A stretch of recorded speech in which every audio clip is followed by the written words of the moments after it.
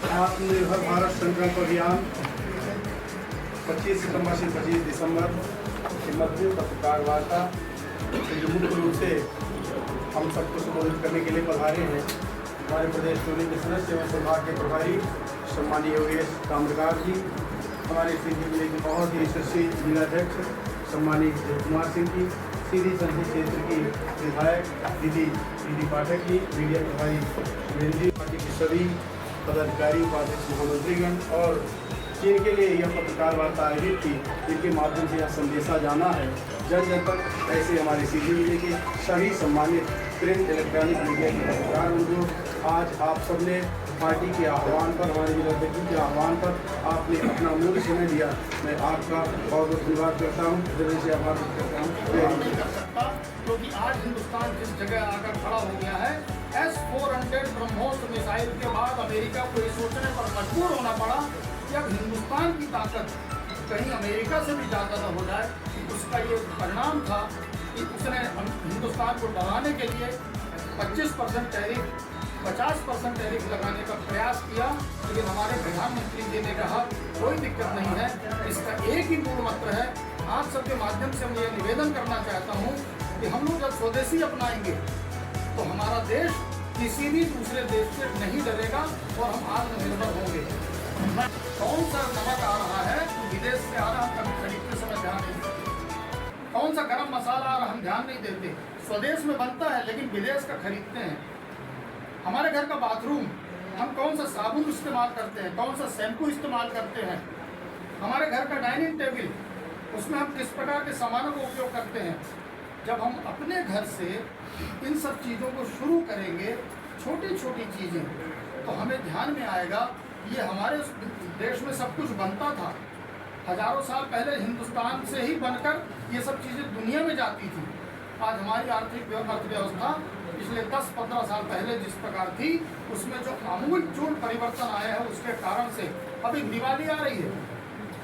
हम पटाखे चाइना की क्यों फोड़ेंगे? हम स्वदेश में निर्मित पटाखे फोड़ेंगे। हम बिजली की झालर क्यों चाइना की लगाएंगे? हम स्वदेशी लगाएंगे। इस प्रकार के छोटे छोटे प्रयोग करके और कहीं न कहीं हम अपने स्वदेश में निर्मित सामानों का उपयोग करेंगे, स्वदेशी को अपनाएंगे तो हम आत्म संकल्प ले लेंगे। हमारे सबके जेब में पेन होगा, हम लेते समय ये देखते हैं कि बहुत सुंदर है, बहुत अच्छा दिख रहा है, लेकिन मुझे ऐसा लगता है कि बहुत सुंदर है, लेकिन अगर विदेश से आया है उसका प्रॉफिट विदेश में जाएगा। हमारे स्वदेश में बना हुआ पेन खराब नहीं बनता है, लेकिन हम लोग अनजाने में कई बार इसको ध्यान नहीं देते। इसके बारे में कभी किसी ने सोच नहीं डेवलप की। एक सोच हमारे यहाँ रहती है, सस्ता है तो वो हमें ले लेना चाहिए।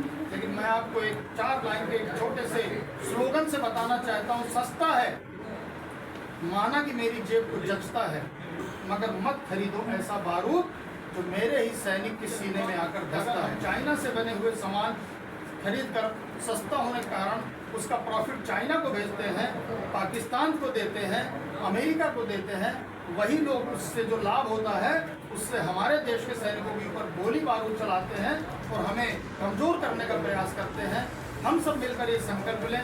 आप सभी माननीय पत्रकार बंधु जो इलेक्ट्रॉनिक मीडिया, प्रिंट मीडिया और सोशल मीडिया से जुड़े हुए लोग हैं, उन सबसे मैं आज की पत्रकार वार्ता के माध्यम से निवेदन करता हूँ, इस विषय को जन जन का आंदोलन बनाने में हमारा सहयोग करें। ये करने से सिर्फ किसी पार्टी का मुद्दा नहीं है, ये समाज का मुद्दा है, ये इस देश के अस्मिता का मुद्दा है। इस देश को आत्मनिर्भर बनाकर पूरी दुनिया में सर्वश्रेष्ठ बनाकर सोने की चिड़िया कहलाने वाला जो हमारा हिंदुस्तान था, उसको फिर से सोने की चिड़िया बनाकर कर सकते हैं। और आज वो क्षमता हमारे अंदर है। स्वाभिमान जगाने की आवश्यकता है, स्वदेशी वस्तु खरीदने के लिए जन जागरण की आवश्यकता है। हम जब ये सब करेंगे तो कहीं ना कहीं आत्मनिर्भर भारत का वो संकल्प माननीय मोदी जी हम सबसे निवेदन कर रहे हैं उसको पूर्ण करने में साकार होंगे। यही आप सबसे आप कह सकते हैं कि चाइना हर घर स्वदेशी, घर घर स्वदेशी। अगर हमने ये पालन कर लिया, 85% सामान स्वदेश में निर्मित लेने लगे, तो फिर अमेरिका, चाइना फैक्ट्री लगाने का यहाँ प्रयास करेंगे तो भी उनको उसका लाभ नहीं मिलेगा और हम